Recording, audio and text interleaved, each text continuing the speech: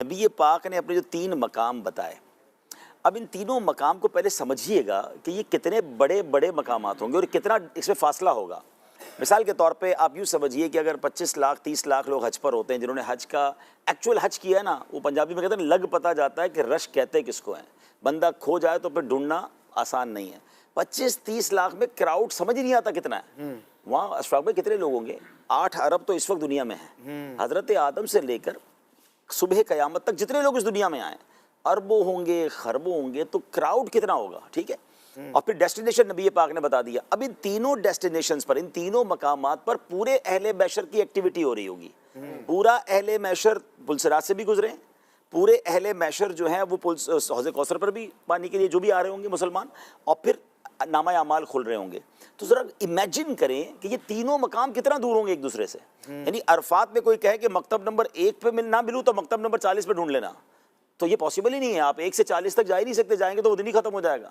تو جب اتنا بڑا کراؤڈ کہیں بھی ایکٹیویٹی کر رہا ہوگا تو وہ نہ جانے کتنے ہزار میل پر وہ جگہ ایگزسٹ کرتی ہوگی جہاں اربوں لوگوں کو پلسرات سے گزارنا ہوگا۔ اور پلسرات کی جو لینتھ بیان ہوئی ہے، 5000 سال چڑھنے کی ہے راہ، 5000 سال وہ پیرلل ہے، 5000 سال اترنے کی راہ ہے۔ 15,000 ایئرز پل صراط کا ڈائمنشن ہے، اس کی لینتھ ہے، ٹھیک ہے۔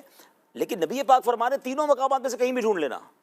یہ کتنا بڑا کمال ہوگا قیامت کے دن کہ اتنے دور دور مقامات ہوں گے، مگر نبی پاک کے پاس جہاں جائیں گے تو پیارے اکان تینوں میں سے کہیں مل جائیں گے۔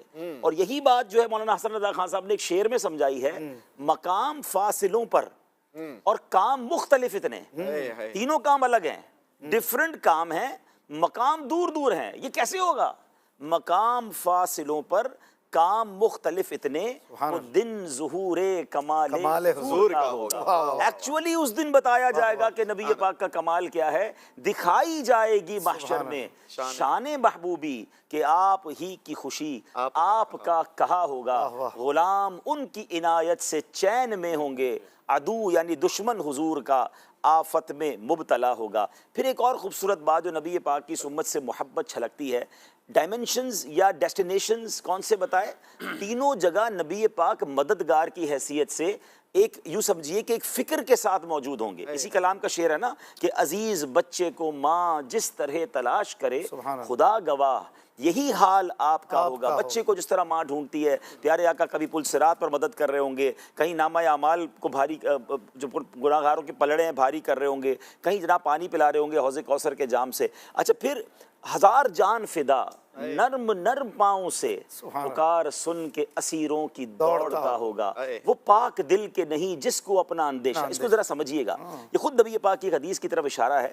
پیارے آقا علیہ الصلوۃ والسلام فرمائیں گے کہ جب تمام انبیاء کو نور کے منبر دے دیے جائیں گے نا، تو میں اللہ رب العالمین کی بارگاہ میں کھڑا رہوں گا اس فکر کے ساتھ۔ حدیث کا خلاصہ ہے کہ کہیں مجھے جنت میں نہ بھیج دیا جائے۔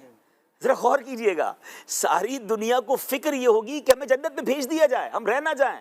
نبی پاک کو یہ فکر ہوگی کہ مجھے کہیں جنت میں نہ بھیج دیا جائے، میری امت پیچھے نہ رہ جائے۔ تو میں اللہ کی بارگاہ میں کھڑا رہوں گا کہ میرے امتیوں کو کسی طرح پہلے میں جو ہے ان کی شفاعت کر لوں۔ وہ پاک دل کے نہیں جس کو اپنا اندیشہ۔ پیارے آقا کو اپنی کیا ٹینشن ہے، ہم تو شافع روزے محشر ہیں، مگر ہجوم فکر و تردد میں گھر گیا ہوگا۔ ایسی فکر ہوگی کہ بس یہ بھی امتی بخشا جائے، اس کی بھی شفاعت ہو جائے۔ اب اس میں ایک شعر تھا، میں بچپن سے ہی کلام سنتا ہوں، مگر مجھے ایگزیکٹلی سمجھ آیا جب میں نے الحمدللہ عرفات کے میدان میں ایک چیز دیکھی اور اس کے بعد اس کو ریئلائز کیا۔ نشان خسرو دی دور کے غلاموں کو۔ اچھا، اب عرفات میں جب جاتے ہیں نا، ماشاءاللہ جو منا گئے عرفات کے، ان کو پتہ ہے وہاں بلون لگے ہوئے ہوتے ہیں، بڑے بڑے انہوں نے غبارے لگائے ہوتے ہیں کہ بھئی یلو کلر کا غبارہ سمجھ لیں یہ ساؤتھ ایشیا والوں کا ہے، پھر جناب جو ہے وہ گرین کلر کا یہ ہے۔ تو الگ الگ کانٹیننٹ کے انہوں نے ایک نشان بنایا ہوتا ہے، کیونکہ جب کراؤڈ زیادہ ہو نا تو آپ اونچی جگہ سے دیکھ سکتے ہیں کہ میرا خیمہ کہاں ہے یا مجھے کہاں پہنچنا ہے۔ اور ہم نے یہ نشانیاں بنائی ہوئی ہوتی ہیں کہ یار دور سے یہ والا بلون نظر آئے یا یہ والا پرچم نظر آئے۔ آپ نے بھی دیکھا ہوگا طواف کے دوران کچھ لوگ اونچا سا پرچم لے کے چل رہے ہوتے ہیں کہ بھئی سارا قافلہ اس کو فالو کرے۔ تو ایک حدیث پاک کا مضمون ہے کہ نبی پاک علیہ الصلوۃ والسلام کو جو لواء الحمد عطا کیا جائے گا وہ ہزاروں گز لمبا ہوگا، اور یہ چھوٹا موٹا پرچم نہیں ہوگا۔ اس کی ایک الگ ڈائمنشن بیان ہوئی کہ اس کے نیچے کتنا عرصہ گھوڑ سوار گھوڑا دوڑاتا رہے، وہ اتنا لمبا پرچم ہوگا۔ لیکن یہ پرچم لگایا کیوں جائے گا؟ What is the reason?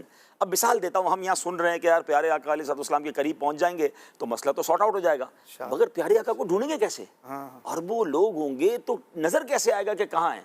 تو اس وقت وہ لواء الحمد ہے نا، وہ یہ کام کر رہا ہوگا کہ نشان خسرو دی، ہم پتہ نہیں کہاں ہوں گے اس وقت، کتنا دور ہوں گے، کون سے کیمپ میں ہوں گے، تو جو دور غلام ہوں گے نا وہ کہیں گے وہ دیکھو وہ جو پرچم نظر آ رہا ہے نا، نشان خسرو دی دور کے غلاموں کو لواء الحمد کا پرچم بتا رہا ہے، وہ پرچم دیکھ کر پہنچیں گے کہ چلو پیارے آقا وہاں ہیں۔ اور یہاں اگر میں عشق والی بات کر دوں کہ وہاں بھی پرچم ہی نشانی ہوگی نبی پاک تک پہنچنے کی، اے پرچم لگانے والے تمہیں مبارک ہو، انشاءاللہ وہاں بھی لواء الحمد کو دیکھ کر نبی پاک کے پاس پہنچ جائیں گے۔